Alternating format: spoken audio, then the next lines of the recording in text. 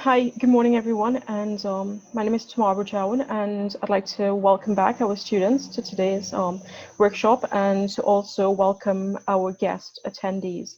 So last week we had the opportunity to take a look at the SDGs, examine them from sort of a high-level perspective, and then apply them to sort of local issues. So today we're actually having our group presentations, and before we get into that, I would just like to hand over to Leanne, and she can do a little introduction and welcome on behalf of the UN. So welcome again, and I'll just hand over to Leanne. Thank you. Hi everyone, morning again. As you may have remembered from last week's session, my name is Leanne Broadver. I work in communications in the United Nations Resident Coordinator's Office. And today with me, I have my colleague, Mark Thomas, who is the Partnerships and Development Finance Officer in the United Nations Resident Coordinator's Office too. We also have with us Miss, just a second. Miss Miriam Self, who is the Program Officer in the Office of Global Partnerships and Sustainable Futures in the University of the West Indies. We took a look at the Sustainable Development Goals. We applied it to issues that are affecting young people locally. We got their feedback, and then they were asked to go out and do a group exercise. And it was just to identify an issue that they were passionate about solving, as well as to just look at how it affects young people and if it's currently being addressed, who the intervention is targeting, and which, of course, is the SDG that would apply. And then we also asked them to how they would manage the issue and how would they track the progress using targets and indicators aligned with the SDGs. So with that, I would just like to hand over to our first group that's presenting, I believe Maya, Chantelle, and Celine. So if we can just switch to them. So good morning to the representatives from the United Nations, University of the West Indies, Decibel, and fellow participants. My name is Chantelle Thomas, and my group members include Maya Nanan and Celine Frederick. Feel free to ask any questions at the end of the presentation.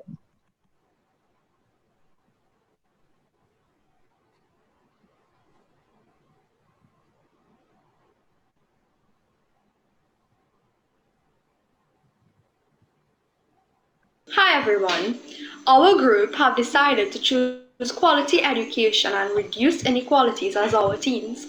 Within these themes, we have decided to create educational opportunities for individuals living with autism in our country. For those of you who don't know, autism is characterized by delays in development in an individual. It is seen through problems with verbal interactions, social interactions, and repetitive behavior. Today, our group will be presented on autism, which is an issue that we are passionate about and have been and is currently affecting us. Thank you. I hope you enjoy.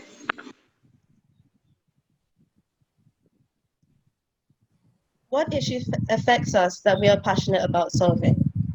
We are passionate about societal inequalities, in particular, lack of educational opportunities for individuals with autism, especially during COVID-19 lockdown measures. What is the issue? Approximately 80% of children and young adults with autism do not have the access to education because of their special educational needs. So before the COVID-19 lockdown, measures were established and schools were open, but only a few high-functioning individuals with autism were able to attend regular public school.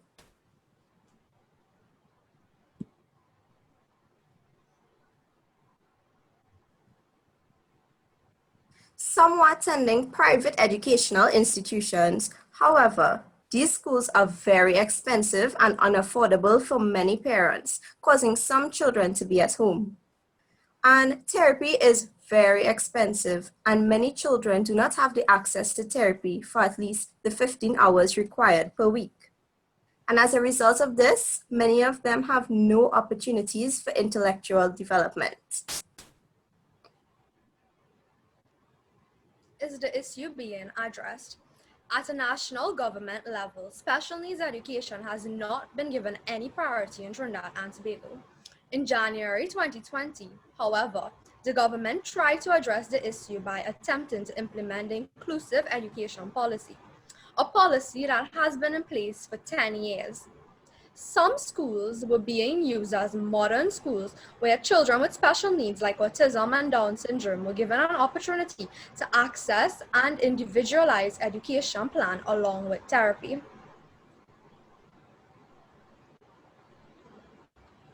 However, with COVID-19 measures, this has stopped completely.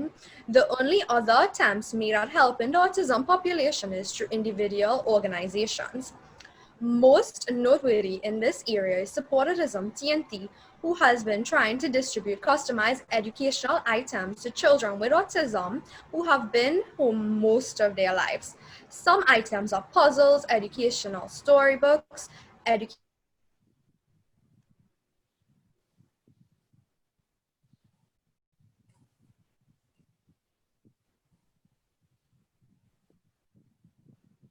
Hello? Who does this intervention target? This intervention will target children with autism between the ages of 5 to 18 who are not accessing any kind of formal education, whether it be online or face-to-face, or has not attended a school for the past 5 years. It will also target young adults from the ages 19 to 25 with autism who have no access to any kind of training opportunities or may not have prior educational opportunities. What SDGs link to this issue? Number 4, quality education, and SDG number 10, reduce inequalities. So what is our solution and how does it differ from initiatives or programs that may already exist? Currently, there are no programs targeting individuals with autism and their educational requirements in Trinidad and Tobago. This will be a new initiative that has not been done by any group or organization in our community. The idea is to put together educational packages that can be used throughout school terms and to distribute them to individuals with autism.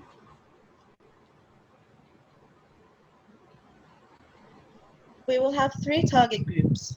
Persons with autism, ages 5 to 10, they will be given educational backpacks, which will include puzzles and sensory items, such as musical and pop-up storybooks. Other group will be people during the ages 11 to 18, who will be given craft items and tablets where they can access free learning material. 18 to 24 will get iPads and a list of free online sites, such as course.e.com, where they can get courses and also access to reading material, using Oxford University's free library, amongst other resources. We will constantly be in contact with them to answer any questions, ensure materials are adequate and functioning well, or give advice on new courses. So this is our timeline for implementation. This project will start on September 30th, 2020. It will continue for every school term. This will span 5 years, 2020 to 2025. So the educational development of individuals on the program will be a continuation process.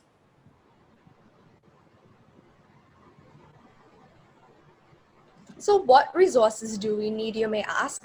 We would need finances and sponsors, educational support, the parents support, and collaborations with Supportism TNT and the United Nations of Trinidad and Tobago. We will need financial assistance to get access to educational and craft items, iPads, tablets, and backpacks. So who are the main actors? The main actors are Chantelle, Celine, and Maya, who will be implementing the product. The beneficiaries will be individuals with autism between the age of 5 to 18 and young adults with autism between 19 to 25. Institutions. We will team up with Support Autism TNT to reach out to individuals with autism. So what tracking progress or measures we will use?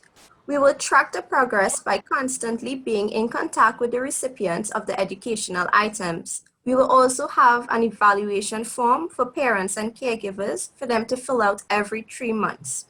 The measures we would use include cooperating with relevant organizations such as Support Autism TNT and the United Nations. We will rely on support from educational institutions, publishers, libraries, etc., to be able to access the materials or books free of charge. We will collaborate with local businesses such as Digital Play, Flow, TSTT, so they can access internet. We will also collaborate with corporate sponsors to get items donated to purchase in bulk.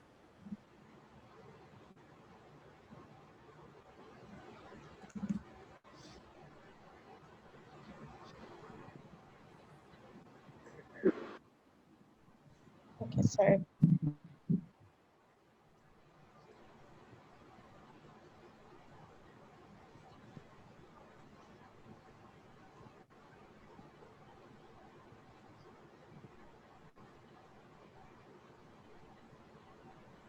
Sorry, I'm having some issues with getting the video to play.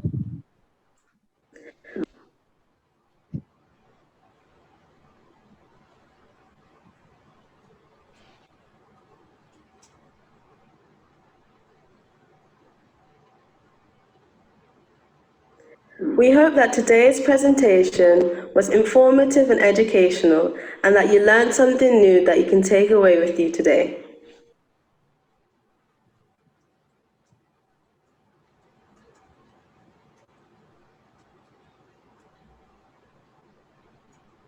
Excellent. Thank you so much for that, you all. It was a really wonderful I'd like to thank presentation, and I'm also L, the UN, and UE for giving us this opportunity to present on a topic that we are passionate.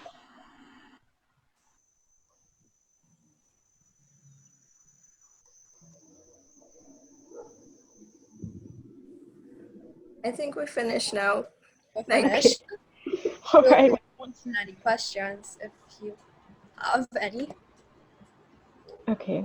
Well, once again, thank you so much. So I think it was really quite a good start, an excellent presentation, as I said, and you know, I think for some people who have not been exposed to the issue of autism and what it is, I like that you started with the definition of autism, and that you're looking at the sort of educational access to educational opportunities, and of course linking it to SDGs for education and of course inequality, and that you start from the younger age group and then you work through. So the needs of the different age groups, of course, would be different. So I do appreciate you really considering that, and I think overall it's quite ambitious and a useful exercise for Trinidad. I just, Maya, you actually broke up when you were talking about Autism TT, because you did say that, well, it was mentioned that this is a new initiative, but how does it relate to Autism TT that you had mentioned? So we actually interviewed the founder of Support Autism TNT, and we got all our information from her. So most of the questions, it was basically an interview. So she was the one giving us the information. So she told us she writes articles every Monday on different issues on autism in the newspaper. So she does her research as well. So she knows that like the statistics of who does which programs, etc. in our country. So she was able to give me that information that I put in the slideshow. Okay, excellent. Well, then I would just like to hand you over to maybe Mark or Miriam if they have any questions as well. I'll let Miriam go first.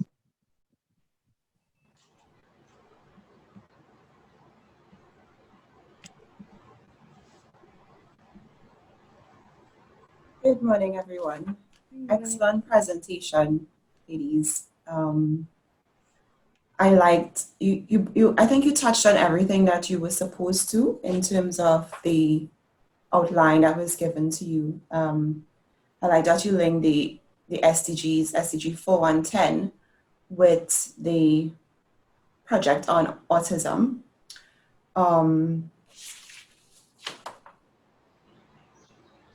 In terms of a question, I really have some comments.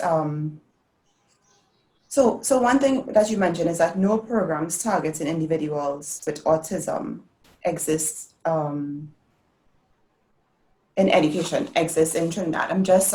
I know you would have spoken to the person from Autism TT, just checking to see that you are sure that this is the situation, because it's very important to sometimes not make very bold statements unless you're sure. So I guess that could be one instance, but in another instance, you could perhaps ask the Ministry of Education or so, just to mention that it will be good to interview multiple stakeholders. I know this was very short, but if this was a long-term thing that you're looking at, it'll be good to interview multiple people as well. So, so I guess that's more of a comment. I like that you disaggregated your solutions into age groups. That was significant and important and relevant. Perhaps you can also look at the specific needs of girls and boys. And I know that you were given the scope of using 1 or 2 SDGs, but in terms of, I guess, a lot of them are interconnected. So the gender SDG might have come in good here as well, but I know you were limited in your scope, so just mentioning for future reference. So overall, I think it's a very good project, and it's exciting, and all the best with this project. So I'll hand it over to Mark now. Thank you. Add into what you said at the beginning, if possible. Yeah? Yeah, sure. You just broke up there. So Dr. Mahis, she actively does research. So she liaises with the government as well. This was a point that she gave us. So she liaises with the government ministries, and it is shocking to hear that the opportunities that are limited, but this is the sad reality of it in Trinidad. Okay, thank you. And I did see that you spoke to data in the presentation, so that is also very commendable and would be encouraged for all presentations in the future and all projects. All right, thank you. Hi guys, that was a really good presentation. I enjoyed it a lot and very well presented. Yes, it was very clear what you all want to accomplish. Your objectives were really well stated, and you had a timeline and so on. Have you given a consideration to budgeting, like how much you would need in terms of, is it something that's realistic in terms of the amount of money that you're seeking? Well, we will actually leaving that up to when, if it does actually pull through with the UN and Decibel and UE, like it would be with how much you all want to give us, because we have a lot of kids with autism. Dr. Mahis says that she has more than 200 kids with autism registered. So it all depends on the funds that we get. So it was up to your budget. We would make do of what we get. Okay, and just for another question, I know that you all were, you'd spoken to the Autism Society, right, Autism TT. Were you able to speak to anybody with autism, or probably on the lower end of the spectrum? Yes, so, okay, let me introduce myself. My name is Maya Nanan. I am actually the founder of the Siblings and Friends Network, which is the youth arm of Support Autism, TNT. So, me and along with over 200 volunteers, we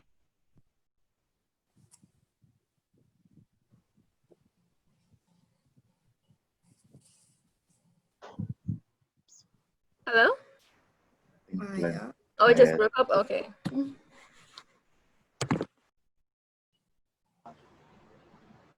Oh, you're back. Continue. Continue. Oh, yeah, okay. Sorry, where did I leave off? You were one of 200. Right, yes. So I decided to start this organization called the Siblings and Friends Network because I have a brother who has autism. So yeah, this way we get to plan and execute events for others with autism in our country. Yes, because I think one thing is that you want to be empowering people with autism rather than being seen to like, we are the ones coming to help you, right? Mm-hmm. That they're more involved in whatever initiatives that are designed to support them. Yes. So I know that autism might be a challenge at the higher end of the spectrum, but maybe at the lower ends of the spectrum, you can include some people with autism, asking them their opinions and how they foresee this working. Yeah, I Yeah. am aware of the reality of it, and my brother, as well as all the others with autism, they don't have much opportunities in our country at all. So it's really hard for them. Yeah. But very promising, and I hope we cross paths again. Yes. Okay. Bye. That's all for me. Thank you. Okay, so once again, thank you for that excellent presentation, and thank you to Mark and Miriam for your feedback as well.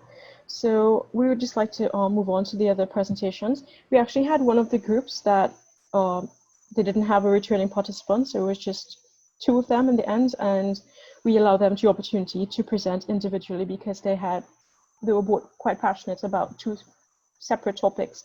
So with that, I would like to hand over to one of these individual presenters, Teddy-Ann, if you would like to start now.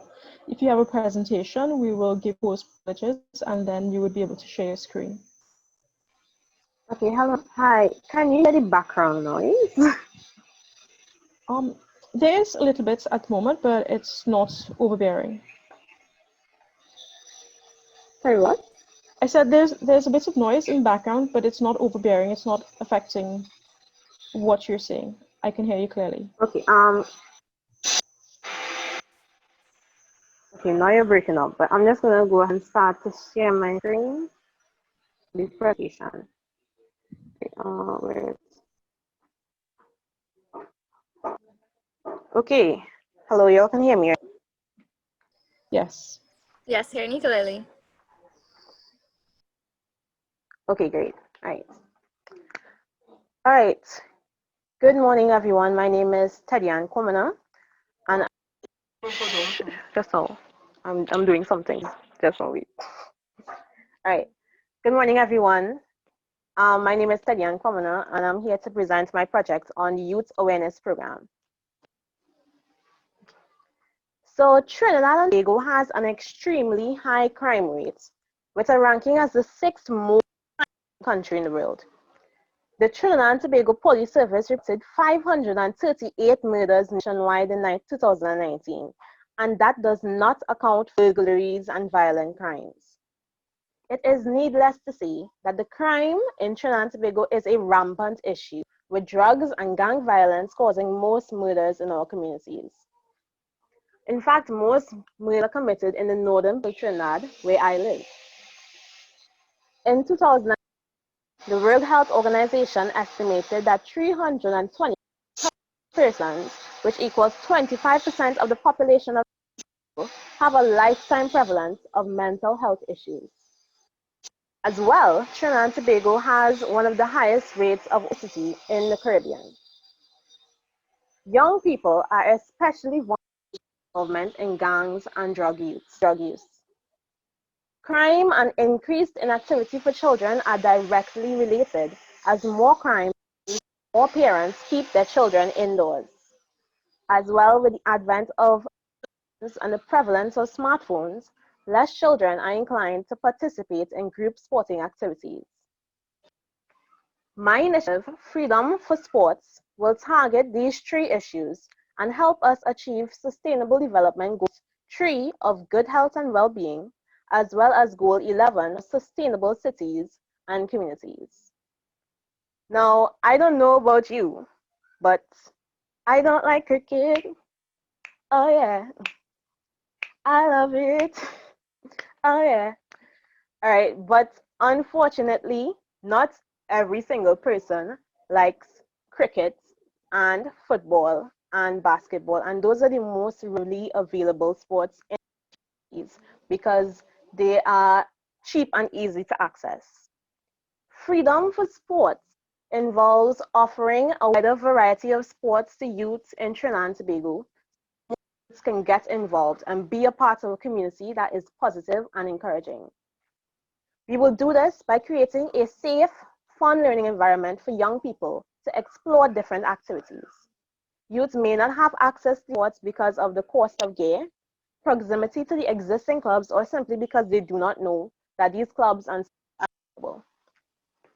There aren't many easily accessible options youth in schools and their communities for sports outside of, the traditional cricket, football, and basketball. My initiative will offer youth between ages 15 and 21 access to sporting activities such as archery, badminton, climbing, hockey. These are just my suggestions for the sports that we program. Right, the benefits of these sports as a whole are strength and control, patience and coordination.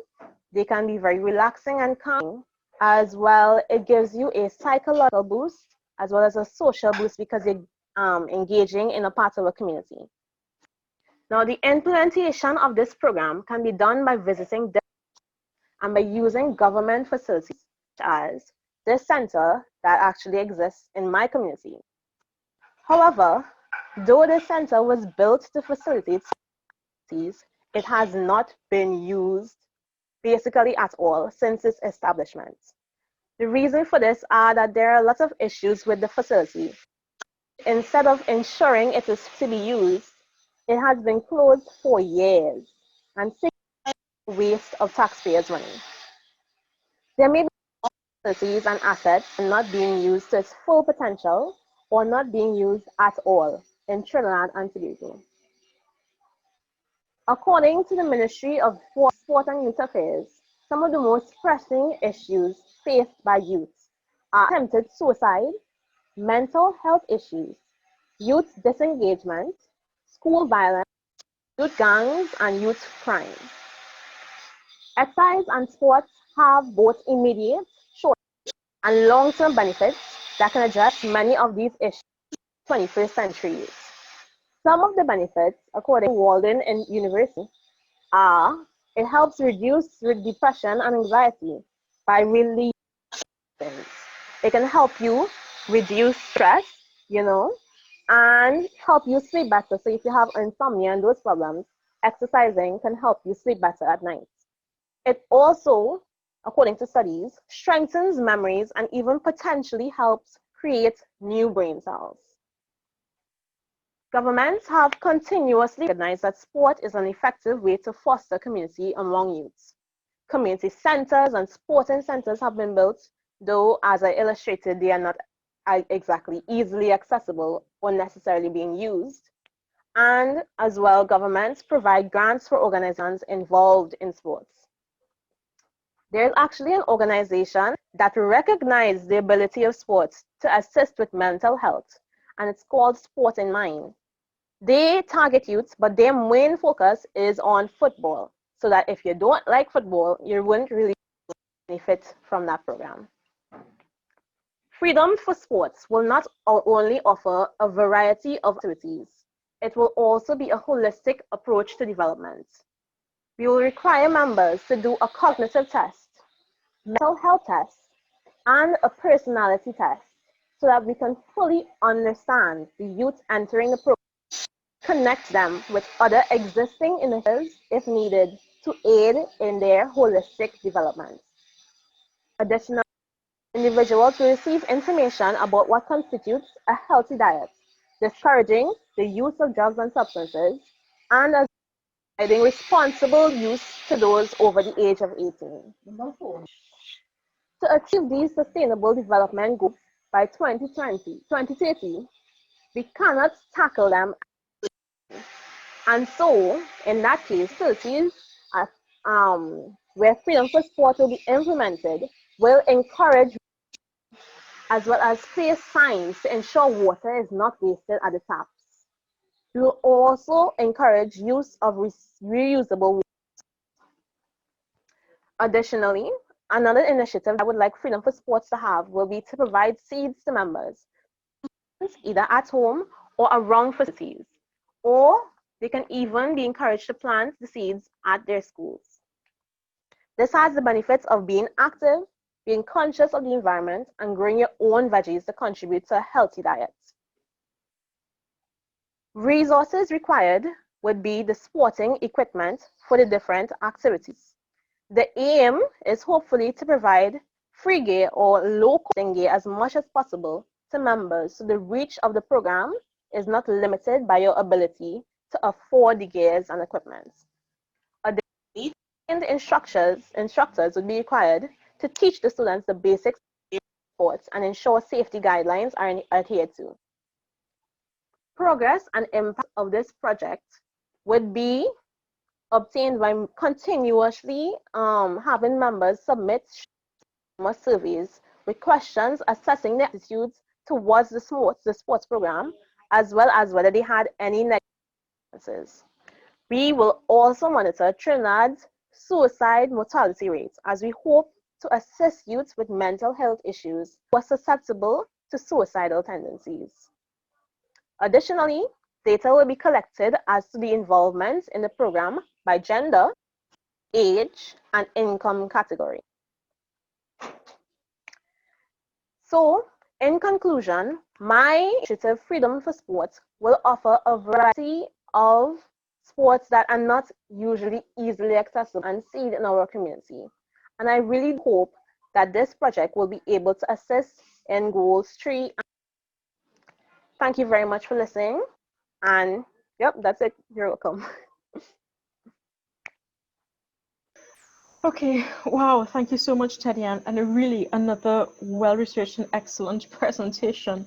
So, yeah, just a few comments from me, really. So I like that you looked at a problem or issue that's so personal and pressing for Trinidad, and I think one of the engaging in this youth sort of program, youth awareness program, it's so good to see how these issues are affecting society from your perspective, because the way that you look at an issue is so much differently to how I would look at an issue. So I appreciate that. I like that you look at SDG 3, of course, well-being, health and well-being, but also indirectly was SDG 11, where you're sort of building a resilient society, and you look at urban planning and facility management within that context. So it would not immediately seem so clear. So I did appreciate you looking at it from that perspective. Yeah, and just that you're looking at also a wider range of activities. I think that's useful, because you mentioned that a lot of the programs that exist would sort of focus more on football, but you including more of this holistic approach. I do think that is it's a valid approach for the issue.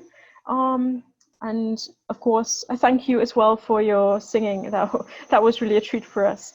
I don't have any questions at the moment, so I will hand it over to either Mark or Miriam, whoever would like to go first at this point. I'll let Miriam go first. Last time I can go first this time. First of all, I want to correct Teddy Ann. Everybody loves football. All right, just joking. Right. I thought again it was really well done presentation. I'm very impressed with how it's going this morning. All right. I was wondering, the ages that you chose seem to be teenagers, right? Why did you choose teenagers and not say like primary school or like, you know, more children? Because if you're building a cultural change, would you want to start earlier? I wasn't really sure I wanted to do the program. The only reason why I chose a bit of an old age range is because of types of sports. I'm not really sure how the younger children would be able to like measure it in terms of maturity, because I don't want anybody to get hurt in that aspect. But I could definitely see how it would be more beneficial to target the young people, you know, especially because those mental health issues develop early in the stages of your life. So the age range can definitely be adjusted. Okay, and I suppose like with your questionnaire and stuff like that, it may help from having an older population also, right? Which brings me to the point that I really appreciate that you took the time to determine a monitoring and evaluation sort of procedure, right? Which a colleague of mine in the office would be very happy to hear about, that, you know, you're establishing a baseline so that at the end of your initiative, you'd be able to know if you've achieved what you set out to do. And I thought that was really well done. Another thing that I loved was that you you stated your sort of personal connection to the work, which was also for the previous group as well. You say you live near a hotspot community, and the previous group had said that she had a brother with autism, and I think this finding some sort of personal connection to the work is a great thing, right? I know that one of the questions that you all were asked to consider was about the resources that you require, and I think even at my level, like putting a number and a budget to these things can be hard, but I would encourage you to start thinking about how much your initiatives would cost, because if it's too costly, then it's impossible. Yeah, then it remains a dream. Yeah, it only becomes something that can be put into action if we know how much it would cost, and if it is within the realm of possibility. The last thing I had, which brings me to the resources again, was about the human resources. So you would need people to like do coaching and possibly some supervision. Have you given a consideration to the human resources that you would require in addition to like the equipment? Yeah, I mentioned it, but I don't really have access. I one part of the reason I want to make the project is because I don't see these spots exist in my community. Like if these spots do exist, they definitely do not exist in my immediate. So definitely think it has to be a collaboration, because it could probably get very expensive, right? I'm aware, and also it just to have the program be implemented, it doesn't have to be wide variety of sports. It's just to get more youths involved. Yeah. Affordable options, if they can be, that will also be good. I know what you sort of mean, because I give my nephews 2 badminton rackets and a puck, and they figure it out for themselves. All right. But anyways, a really good presentation. Thank you very much, and I'll pass you on to Miriam now. Okay, thank you. Yes, I have to endorse what Mark is saying. Really good presentation, and I'm happy to hear that you mentioned, the importance of collaboration, because that is one of the things that I wanted to talk about. And yes, it may seem like I'm saying the same thing, but yes, it's important to sort of have a kind of budget. If you can't, you might not know everything, but you have to start to think about what activities your project will entail. So when you start to do your budget, this will also guide you as to which partners you could collaborate with. So in doing that, it will be built into your design of your project, and it will be more, you'll get to assess what's feasible or not. I had a question in terms of, you showed a building, a sports center, which is closed, or a community center, I think. It's closed right now, but what do you think you can do, or people in your community can do to, I guess, have the building reopen? Because if that is one of the main resources for implementing the project. I'm sorry. Okay, right. So I Googled it. I have passed this building so many times every single day. It looks right. Apparently, according to the reason why it's closed because the contractor did not make the building properly, and there was some problem with the actual flooring of the building. So, and also the cost to rent the building, the government had the cost very high, right? Which is not feasible. If it's for the community, how are you going to have it so expensive that the community cannot rent it? That's what I didn't understand. So I think it's just like lobbying government and having a lot of conversation, so that if the contractor is supposed to do this, why has it been 4 years the contractor has not complete project, right? And as well, getting them potentially to look us, because right now no one is renting the building at all. They're not getting any money, right? So just running conversation and lobbying the government and lobbying the community to mobilize mobilize them and get them, okay, we want this sporting center, indoor sporting center, so we can use it. Okay, yes, happy to hear those responses because, yeah, while you might not be able to control issues with rent and so on, but it's good to have conversations with the relevant persons, and perhaps something like if they're giving, a little bit of, like they're holding back on proceeding, something like, getting signatures from persons within the community of the need to open this, the importance of the need to open this building might be useful. And yes, I also like the fact that this project was rooted in extending the range of sporting programs. So I think that is unique about this project, but also the importance of bringing on partners, because if it's, a small, if the field of sport is not so developed, then you really need to get people who are already working in that area to bring the project into your community.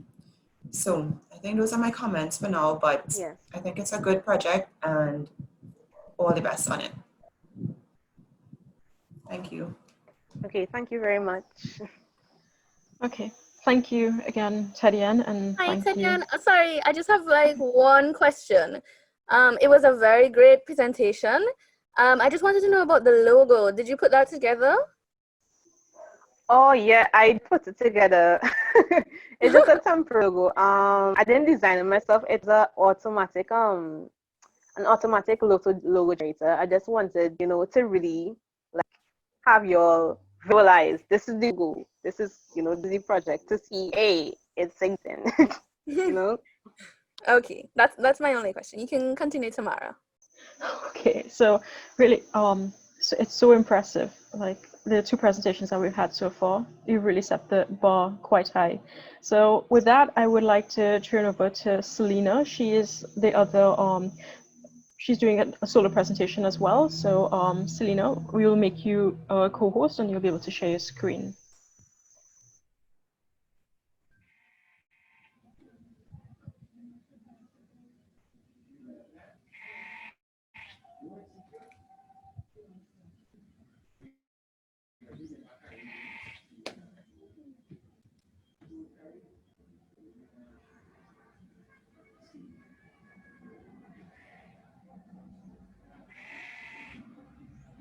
Okay.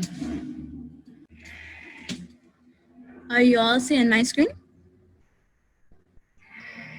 It's No, loading not at the anything moment. yet. Okay.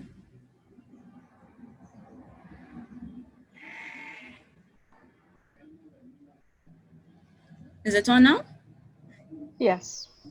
Okay, good morning, everyone. Firstly, I would like to say thank you so much for this opportunity to raise my voice on an issue that I am very passionate about. I am so grateful for this opportunity. So I will just start right now. So an issue that affects me is the prevalent occurrence of violence against women and girls in Trinidad and Tobago.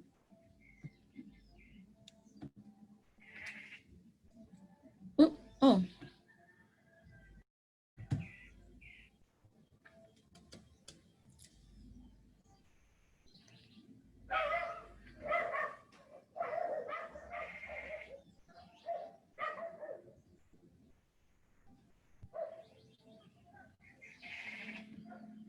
Okay.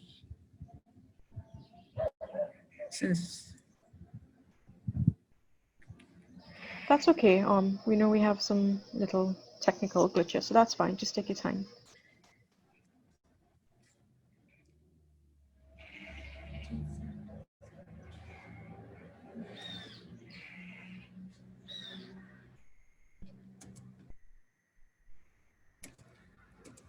Right. So violence against women and girls is the economic, physical, sexual, and physiological harm that cause suffering to women and girls. According to the Overseas Security Advisory Council, crimes related to sexual assault and domestic violence in Trinidad and Tobago were 491 in 2016, 531 crimes in 2017, and 757 crimes in 2018. So it keeps increasing. How does this issue affect young people in particular? Well, girls between the period of early childhood to adolescence are vulnerable to sexual harassment, rape, and human trafficking. Young women, are vulnerable to domestic violence, while children that witness domestic violence are more likely to suffer from mental illness, experience trauma, and become perpetrators themselves.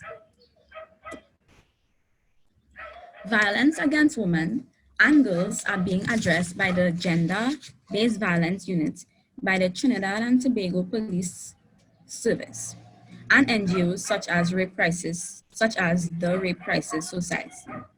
However, not enough is being done to prevent violence against women and girls in Trinidad and Tobago. The mentioned interventions are targeting victims of gender-based violence. Violence against women and girls falls under SDG number 5, gender equality. However, according to UN Women, gender equality intersects into all other 16 SDGs and acts as a catalyst to achieving all sustainable development goals by 2030. So, my solution aims to create a campaign that encourages gender equality, available in primary to secondary schools and on social media platforms. This campaign aims to, but certainly not limited to, raise awareness on violence against women and its causes, especially intimate partner violence and non-partner sexual violence and assault. Teach participants how to recognize forms of sexual harassment and rape culture. Teach participants to recognize gender norms and stereotypes and the dangers of them. And lastly, empower girls and teach both boys and girls how to recognize toxic masculinity and the negative impact of toxic masculinity. Unlike initiatives that already exist, this intervention focuses on preventing intimate partner violence and non-partner sexual assault. The timeline for implementation is between 6 to 12 months. Resources needed are basic stationery, laptops, etc., items needed for posters and flyers if we're doing that, and mostly financial aid. Persons and experts required are social media specialists, graphic designers,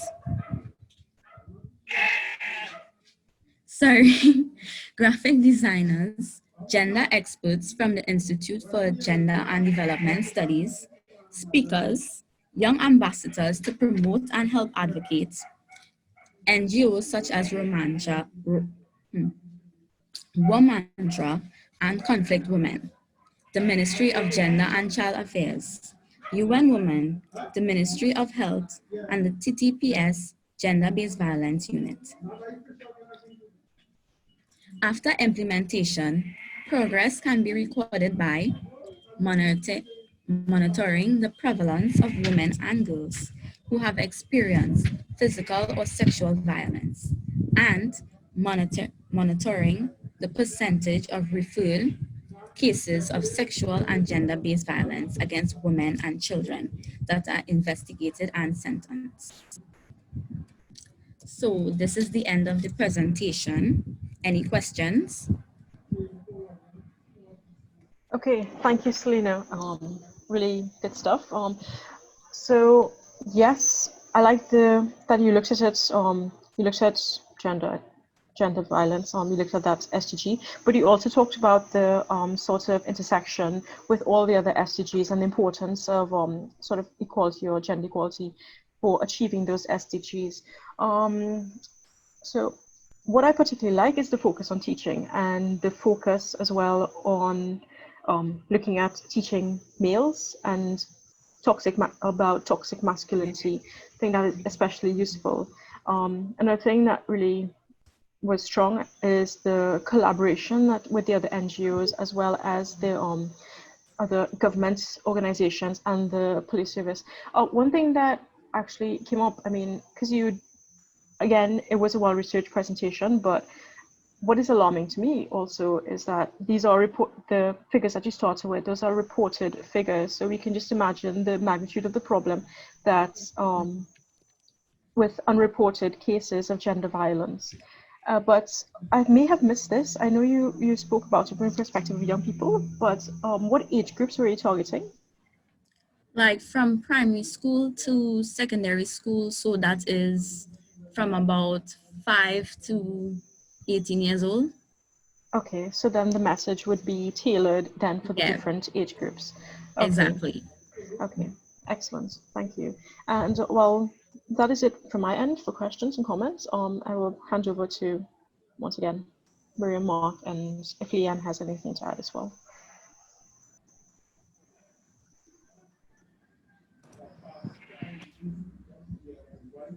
Do you want me to go first this time?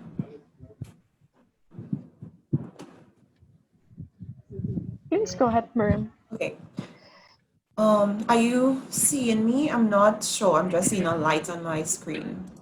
Yes, I'm seeing you. Okay. So, right. Coming up, I think it was a good presentation.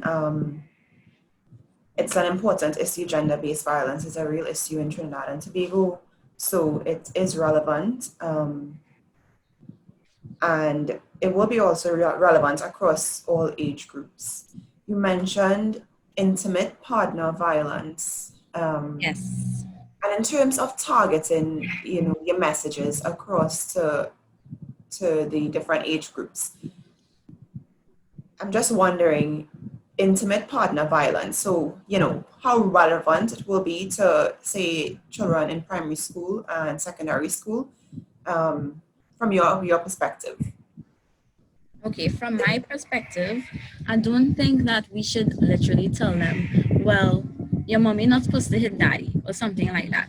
I feel like for the children ranging from like 5 to 11, we should just teach them about gender norms. So as a girl, you could do whatever you want to do in your life. You have power as a girl. And for the boys, I would say you teach them that it's okay to cry or say, well, I need help with something, or can't pick this chair up. Just teach them gender norms. And for the teenagers, preteens, preteens to the teenagers, I would say you teach them about the dangers of, you teach them about intimate partner violence, the consequences of it, and you also teach them about gender norms, and that intimate partner violence is basically like a manifestation of the gender norms. Okay, yeah, I think that is useful, and also I guess the points on toxic masculinity and so on will complement the intimate partner violence focus. Yes. Yeah. So just to say, just to think through how, when you're writing up your activities and so on, how the different perspectives or focus will be targeted at different groups. So I think that's it for me. Thank you. All the best with your project. Pass it on to Mark now. Hi, I just wanted to say something very briefly before Mark talks. But I'm glad that you're very passionate about this, because it is a prevalent issue right now in Trinidad and Tobago. And the UN actually recently launched a program to address this called the Spotlight Initiative. So I'm not sure if you were aware of this also when you were doing the whole research. No. Okay, but overall, great presentation. I'll pass over to Mark now.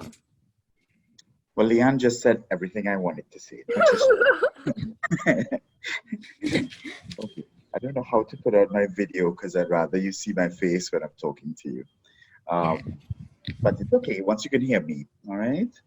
First Yes. of all, thank you again for that wonderful presentation. Start my video.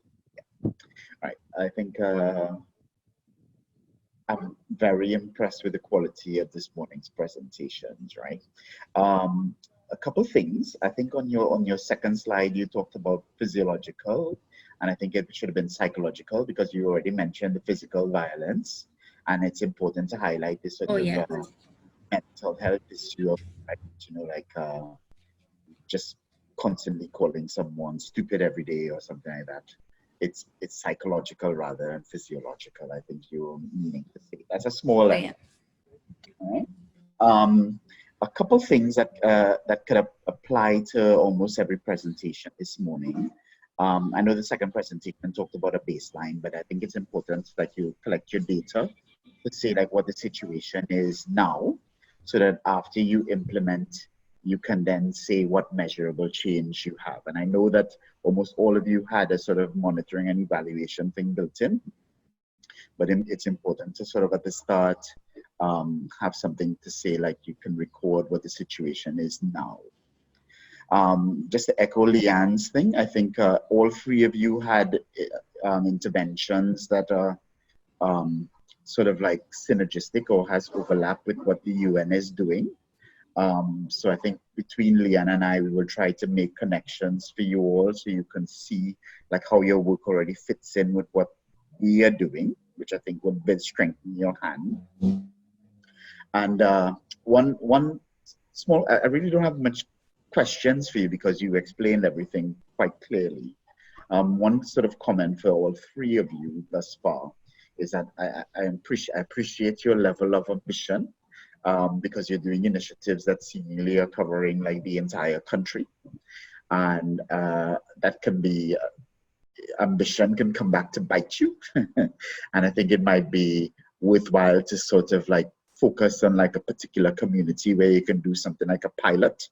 And then you can work out all your kinks, like what works and what doesn't work, which is best practice and what lessons you will learn before you can then propose something that's you would scale up to be countrywide. And of course, this would help you with your budgeting because budgeting a smaller initiative is much easier than budgeting a larger initiative, right? And if you have a relatively small budget for a pilot, you're more likely to get funded, especially if it's amongst the first things that you're doing project-wise. So that's just something to consider. But apart from that, very good presentation. No real questions. And I'll pass back on to Tamara.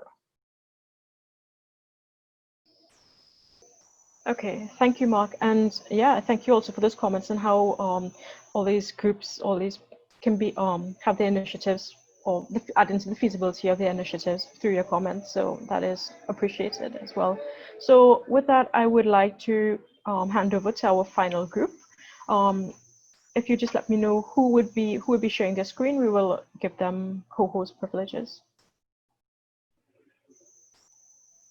I would be sharing the screen, Zakiya. Okay. Thanks.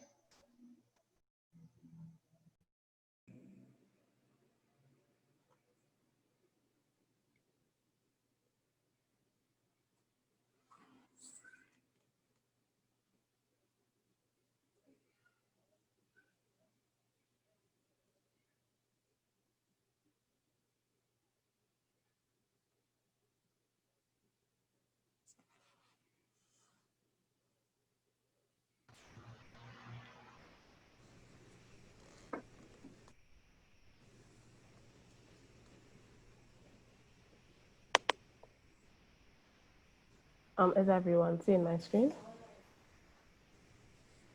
Yes, we can see it.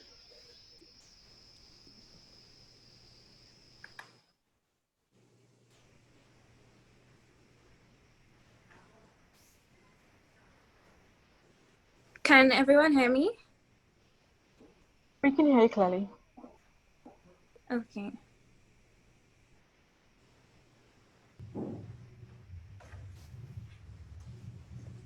Okay, our project is a poverty outreach program. My name is Shirniah Emmanuel, and my group members are Tamia Hector and Zakiya Calder. The issue we chose is the educational disadvantages due to socioeconomic and immigration status of students in Trinidad.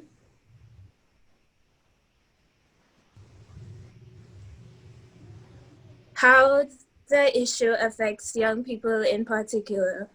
There is a gap in resources available for poor students because their guardians are usually unable to afford the necessary materials needed for their child's best opportunity for educational success.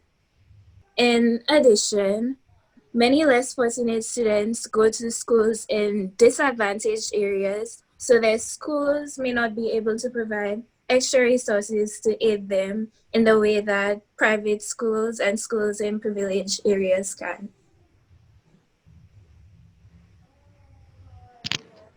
How is this issue currently being addressed? So, as of right now, we have, in order to help poor and disadvantaged students, there are school feeding programs.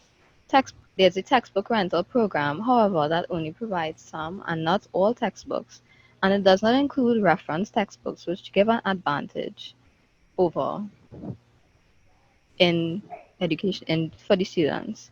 There is a scholarship program, although there is a clear advantage to students from prestigious schools as well as students who are able to pay for lessons and other resource materials. The target of this intervention is 12 to 19-year-olds, specifically students in secondary school. So how do we want this initiative to operate? We plan to reach out to businesses, donors, sponsors, and volunteers in order to obtain the resources needed for the carrying out of the project. We then set up dates to pick up their donations and organize a method of collecting monetary donations. We also plan to reach out to students via social media and anonymous suggestion boxes on school compounds so they can express the need for our service. We also plan to get into contact with families who also report experiencing a crisis due to loss of jobs, insufficient pay, who may need hampers. We will then set up a date and a place to allow for the students to receive hampers and books. We will also organize workshops and community building events monthly.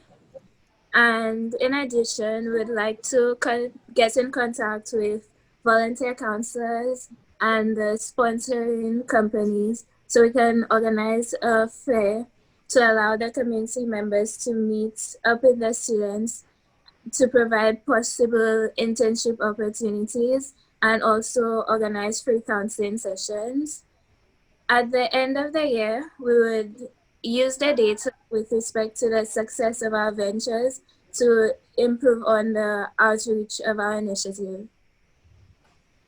So finally, we have which SDGs would apply. We know that initially we had a scope of one or two, but we decided to look at as many as possible. So first we have quality education, where we seek to help with this by providing students with textbooks and laptops to better their learning opportunities. Then we have reduced inequalities, and we hope to achieve this by helping alleviate the problems associated with the differences in the students' financial backgrounds. For example, reduce access to technology and not enough money for textbooks. Then we have no poverty and zero hunger. So we plan to assist with this by providing hampers of food and sanitation items, as well as technology and textbooks for students, setting students up with internships and apprenticeships so that they can have better job opportunities, but also help aid in achieving this SDG. Then we have good health and well-being. We hope to address this by providing mental health counseling services for underprivileged students. And finally, we have climate action through community cleanups and environmental awareness events. Now we move on to how the issue will be managed. Okay, so how our solution differs from the existing program. We are proposing an initiative that aims to provide education resources, mental health services, and food and sanitation items to poor members of the community and legal immigrants.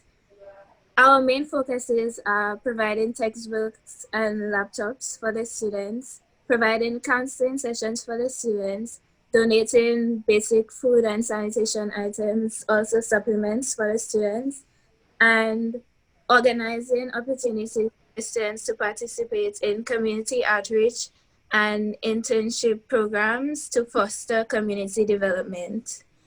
We aim to have this annually so we can increase our services each year. And most of the private initiatives are not focused on a long-term goal, but we are. And a basic mock calendar would be the school year starts in September. So by October, we would like to meet with the sponsors who are on board and thank them and also inform them on how they can make minor changes to help achieve the goals. And the SDG related to that is goal 17, looking for partnership for the goals. Then by November, we would like to collect the donation of books, laptops, and basically prepare the hampers. And in December, you'd have the selection of students and the distribution of items, which are related to SDGs 1, 2, and 4. By January, we'd like to meet with the students again and have a team building exercise.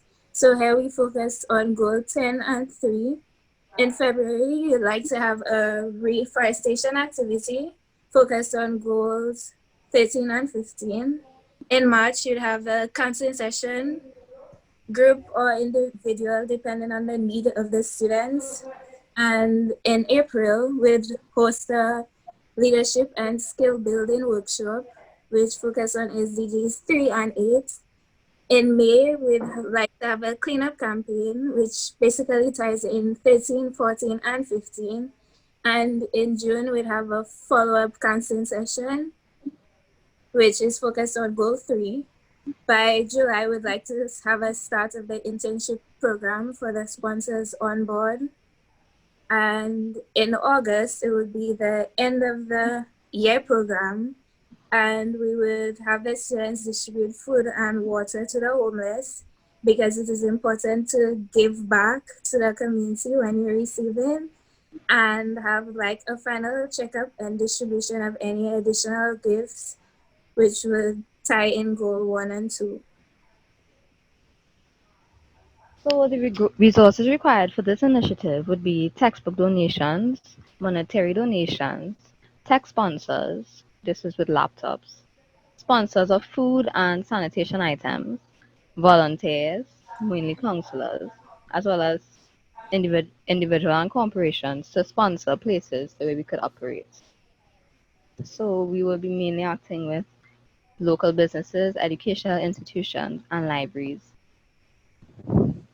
And then finally, how the progress of the project will be tracked.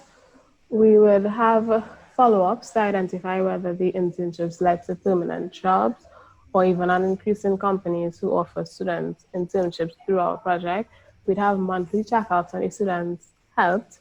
And after the first year of operation, we'll see if there's an increase in the outreach of the project. For example, more laptops and textbooks being available and more donations coming in. And finally, we will track the progress and impact of the community activities. So for potential sponsors, we looked at people who tend to sponsor student-based initiatives, and this is a list that we came up with.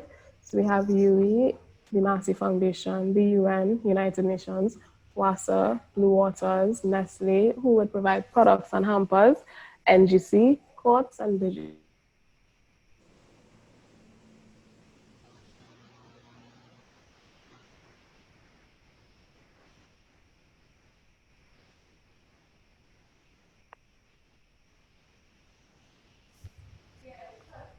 We aim to provide a selected group of less fortunate and legal immigrant students ranging from age 12 to 19 with laptops, textbooks, and a hamper containing basic food and sanitation items.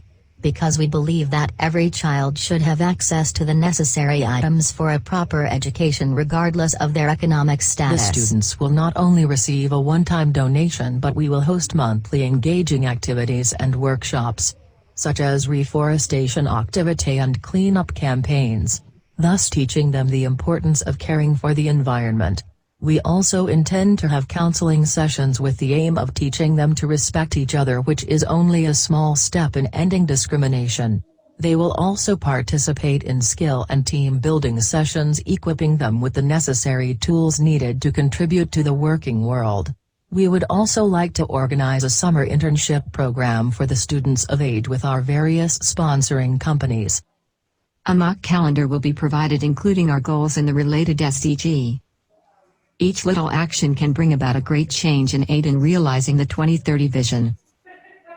We hope to adopt new students every year.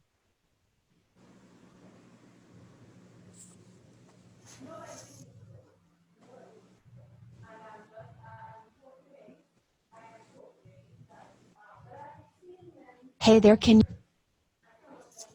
Now we have, if anyone has any questions, but I know we were doing that after, so just want to say thank you for listening attentively. And now, if anyone has any questions, they could share it with us. Okay, thank you for that. And you all continue to meet and exceed the bar. So once again, excellent presentation, and thank you for your creativity as well with the animacum. So a very topical issue, of course, and I like that you have this sort of economic side, or where you look at providing sort of the resources for accessing schooling or supporting schooling, as well as workshops and capacity building on that end. But I also thought it was quite good that you took the initiative to add other SDGs, and especially the way that you presented your timeline where you linked to SDGs. Another comment, the presentation started off referring to sort of education and immigration, but I felt that the immigration was not quite there.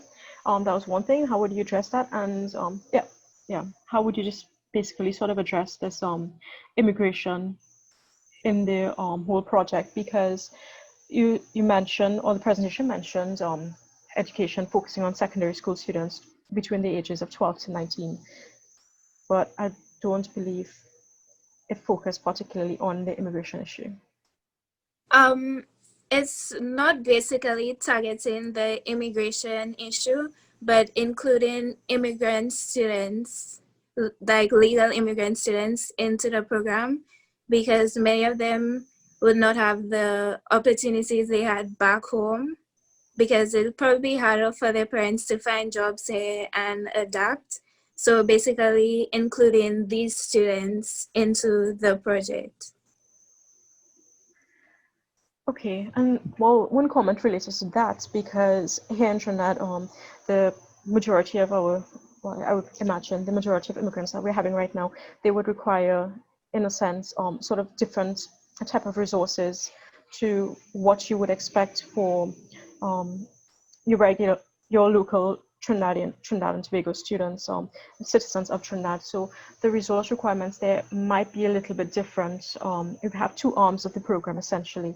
And I did mention that I like the timeline, but one thing, and I also did like the opportunity where you have in your August, I believe in 2021, where you will have this sort of give back. And I think give back is useful, but they're actually what you are giving back, maybe food and water may not be the most appropriate initiative, or I would say in that situation, but I do like the whole sort of giving back. So I would rethink actually what you are giving back in that sense. But yeah, overall quite good. And with that, I will hand over to Mark or Miriam and Leanne for their comments. Hi, I just want to say it was a really good presentation. I liked how, the same thing as Tamara had said from before, I liked how you showed the timeline of events and activities. Just two questions that I wanted to know. First off, when it comes to the sponsors, is it that seeing that the UN will be assisting in actualizing some of these projects too? I wanted to know if you wanted like us to write a letter to the sponsors, or if you want, yeah, how exactly are you going to approach the sponsors? And the other question too, I wanted to know more about this summer internship, because you said that it's going to be a continuous thing. It's not just a one-time thing at the end of the program. So I also wanted to know more about that too. Okay, so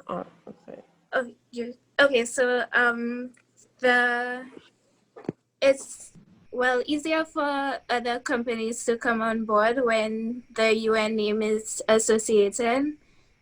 And also we chose sponsors who actually could supply the items other than monetary contributions, because it's easier for a company to actually donate what they actually produce.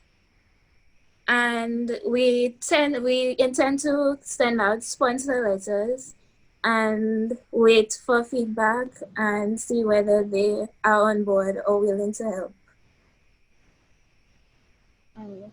Okay, and the internship one? It will basically be a summer program. It's a summer program, so the sponsoring companies would allow a selected number of students to work during the summer, and we want it to be we want to have a new set of students every year. So at the end of the internship is solely up to the company whether they want to give a permanent job or just it's something good to have on your resume or to apply for other jobs if you are not successful in getting a job with the specific company you had the internship with. Okay, that's all my questions. Over to Mark and Miriam.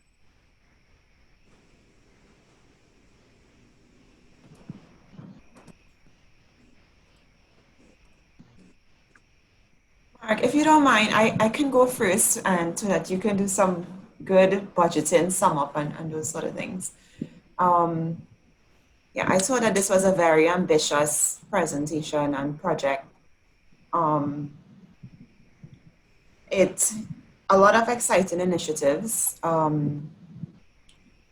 know Mark would have mentioned the ambition of some of the projects before, so I guess it's a relevant comment here as well. Yeah, I like that you put all the you brought a lot of SDGs into the conversation. And this is a comment for everyone as well. I think every time you're looking at one or two SDGs, you can just focus also on bringing in SDG 17, which is partnership, I guess, by mere participation in this program.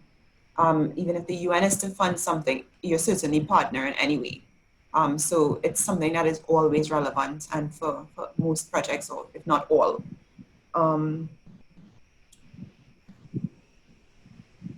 Right, so I really also liked how you sort of built targets into this project. So you said by February, by March, what you will do.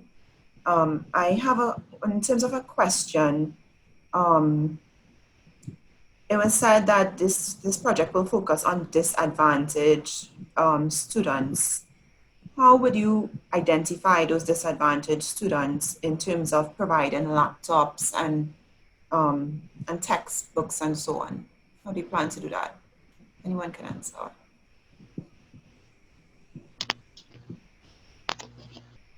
Okay, so we would firstly most likely go to disadvantaged schools, because a lot of the students in disadvantaged schools would also be students who don't have all the necessary resources. And we said we would set up two boxes so you could send in your contact information, so we could be able to contact you and arrange to have those stuff for you and your family if you register to it. So that's how we plan to identify students. Thanks. So I guess, yes, in disadvantaged schools could be one, but because resources may be limited, you still might want to drill down in certain schools. How will you know in those schools? So you said you will set up a box, but also obviously you'll have to, I guess, speak with the principal or the leadership of the school, and they may also have some way of identifying students in need. So I guess that's a conversation that can be had. Yeah. Also to mention, in terms of deaf, they have a Three Monkeys program. I think Simon was supposed to be here today, but he's not here. And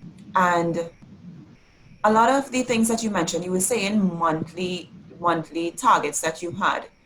I know that the Three Monkeys program was focusing also on monthly initiatives. So if you're not already following it, it will be good to link up to see how you could collaborate with them on, the monthly deliverables and so on. Okay. So I think that's it for me for now. Thank you and good luck with your project. Thank you. Guys, really good presentation again. I'm consistently impressed this morning was like WhatsApp the and it's great, and they are right. You all are very. You had mentioned at the start. Before I go on,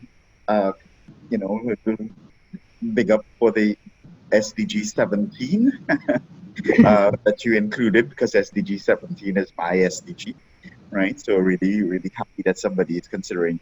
And I echo Miriam that partnerships are like gendered. It's cross-cutting. Every SDG requires partnership. I like that you're right. At the start, you mentioned the sort of like favoring of prestige school with regards to scholarships, but you never really mentioned that subsequently. How do you intend to that imbalance that like people in wealthier areas who are able to send their children to better school end up getting the scholarship from the public?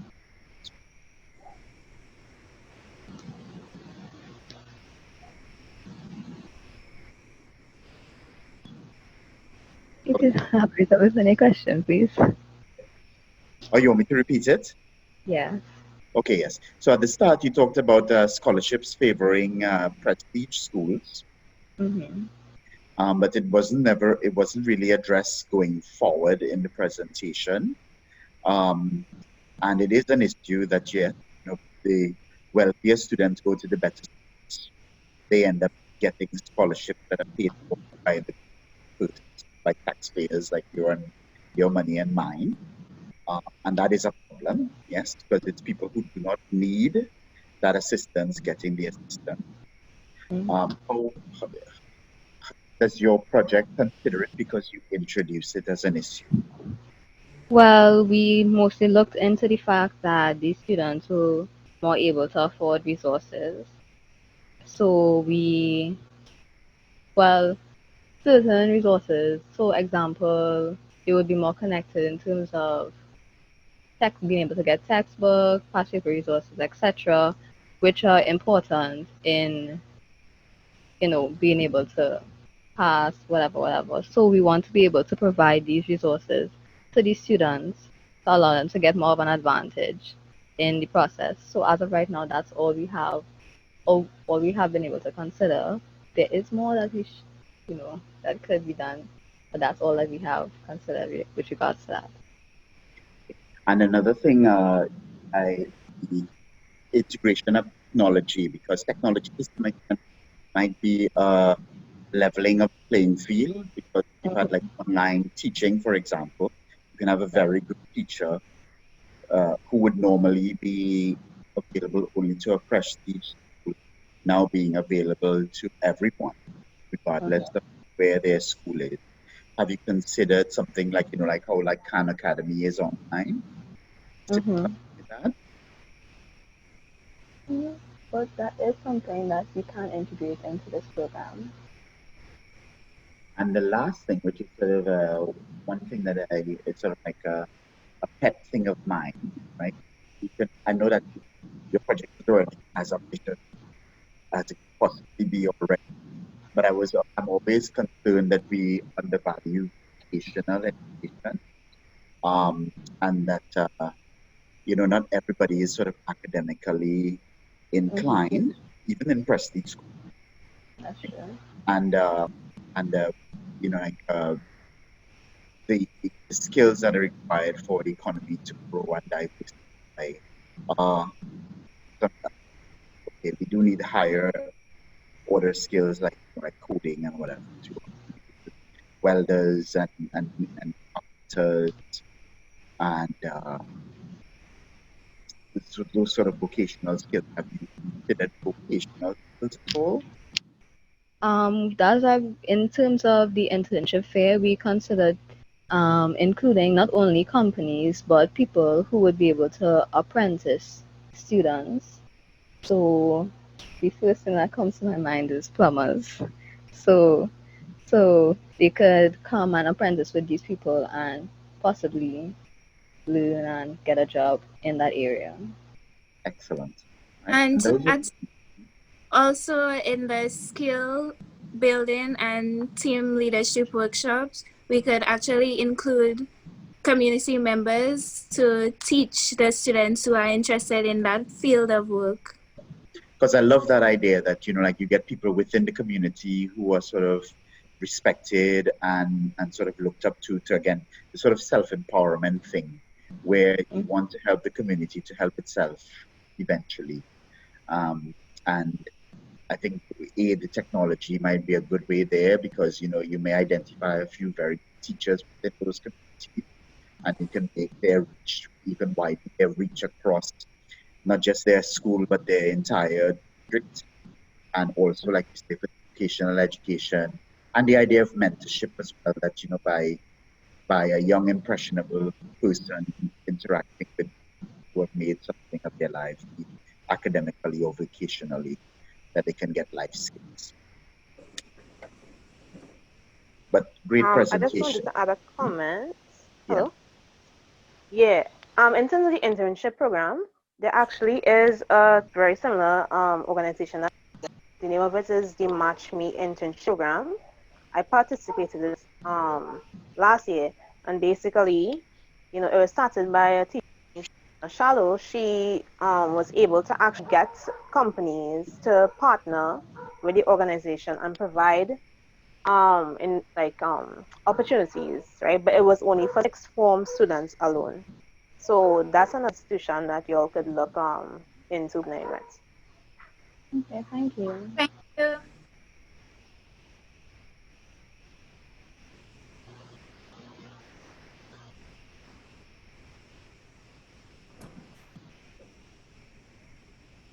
Sorry, I just want to add something. I'm not sure if you're finished, Mark. Sorry. Let me hold on. Just saying that I was done. I think they were addressing my questions. I just wanted to add to your point about the technology bit. Just, we might take it for granted. We all know that COVID-19 is ongoing, and just to think about the future, and if you're going to implement a project in the upcoming months, just keep that technology and aspect into I guess all projects, where relevant, and then in terms of looking at equity in your projects. So just to even the playing field, also sort of to level the playing field where necessary. Yeah, just wanted to mention that. Thanks. And just to echo Miriam's comments, from a sort of financing point of view, with COVID-19, almost all of development finance has been to areas that address COVID-19. So if you can find a COVID-19 related plant to your project, you increase the chance of sponsorship.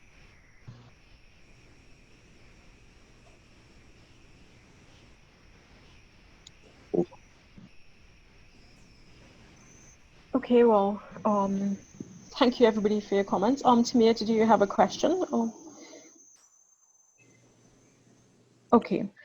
Well, once again, let me just thank everyone, all of you, for your presentations. They were truly impressive, and especially with the amount of time you had, and you know, having to, of course, work remotely and just basically getting this job done. It was, as I said, I'm truly blown away. So I think I can also speak on behalf of Mark and Leanne, of course, Miriam as well, to say that your application of the SDGs was quite good, really good. And they did ask that, of course, and this is on me because I wrote the instructions and I asked just that you focus on one or two, but you showed a clear understanding of the applying the relevant SDGs and appropriate SDGs to the issue at hand. It was also very good that each of the groups, each of the presentations focused on a different topic, starting with the sort of educational opportunities for people with autism and shining a light on that issue, and then moving on to gender-based violence. We had, of course, crime with Teddy Ann. She spoke about crime and access of with young people to facilities, and she threw in an SDG there that you would not have possibly, or not possibly, but she put in an SDG there that sort of seemed abstract, I would say, but the way that she tied it in made a lot of sense, so quite useful. And then, of course, closing now with this one, with the idea or the issue of educational opportunities and effectively closing a gap between sort of wealthier students and lower income students. So tremendous work, and thank you for your participation in the courses last week and also this week as well.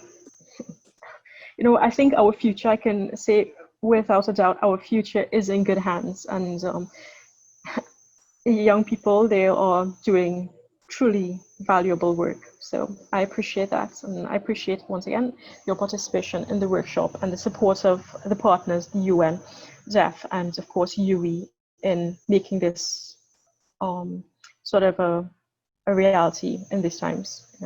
So with that, I would just like to find out if there are any questions from the group. Do any of you have any questions? Hi, I don't have a question, but I got knocked off of the meeting when I was getting Mark's feedback. So I would like if he would continue. Yeah. Okay, oh, sorry. Yes.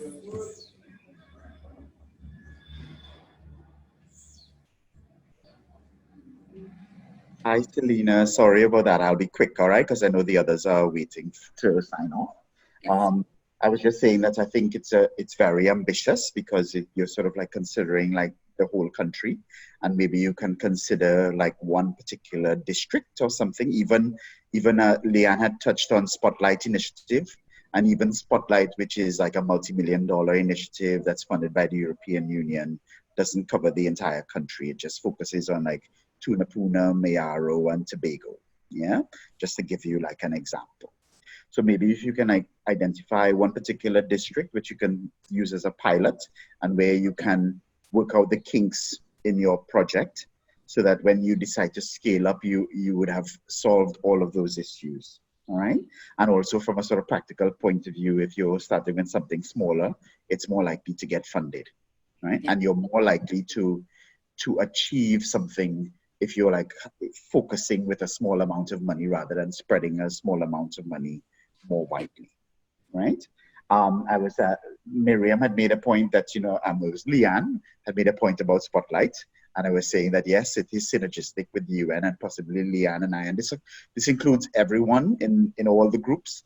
Almost all of your initiatives sort of are synergistic with things that the UN is undertaking, and maybe we can put you on to the people who are pushing those initiatives. They're very busy people, so it may take some time to get that contact established, but we will try our best. I think on slide 2 you had mentioned psychological, you had mentioned physiological when it should have been psychological. I think you had said that was fine, and it's sort of measuring a baseline, so that what is the current issue within the target area that you're going to focus, so that once you've made the change, you can say what change you've made, right? And also, I like that you're teaching people something But to me, it's always more sense if you train someone to do something, right? So if I teach 10 people, I have 10 people with knowledge. But if I train 10 people to go out there and be advocates, then I can exponentially expand my reach even when the initiative ends. So maybe instead of just teaching the women how to recognize, you train them how to then train others, right? A sort of training the trainer element. I think those were my comments, but kudos again, really good initiative. Thank you. Thank you. Something quick to add. I mean, I spoke already that the UN will be assisting with the winning project, and Mark did say that even though we are going to award well, help with the overall winning project, we still want to put you in connection with those agencies that can also help you to help you to achieve your projects that you presented to us today. Another thing too, I want you to also, if you haven't done before, to fill out our UN 75 survey.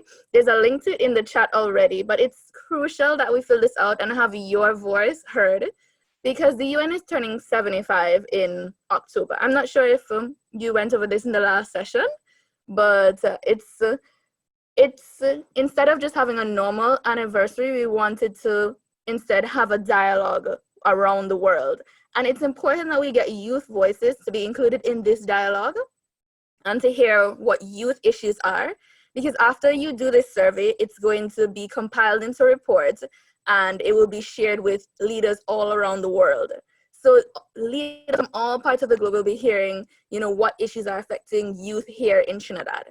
And after they've done this, they're going to see how best they can address these issues, especially through the UN itself. So yes, it's super important that you fill out this survey, and great presentations again, everyone. Okay, and with that, so do any of our participants have any questions that they would like clarified before we? Seems not. Okay, so we will reconvene next week, and in the meantime, I guess Mark, Miriam, and all of us here would sort of do our tabulations and so on. But once again, I have to say again, I am so blown away and truly impressed. So thank you for that. So next week we will reconvene, and we will just once again go over and let you know the outcome of the presentations, and of course everybody will be awarded their certificates. And until then, we have a shorter session next week. We will send out the link shortly. And yes, so with that, I would say enjoy the rest of your Saturday. Thank you for taking time this morning to, of course, come here and take part in this virtual event. And of course, enjoy your Saturday. Yeah. Thanks. Bye, everyone. Bye. Thank you.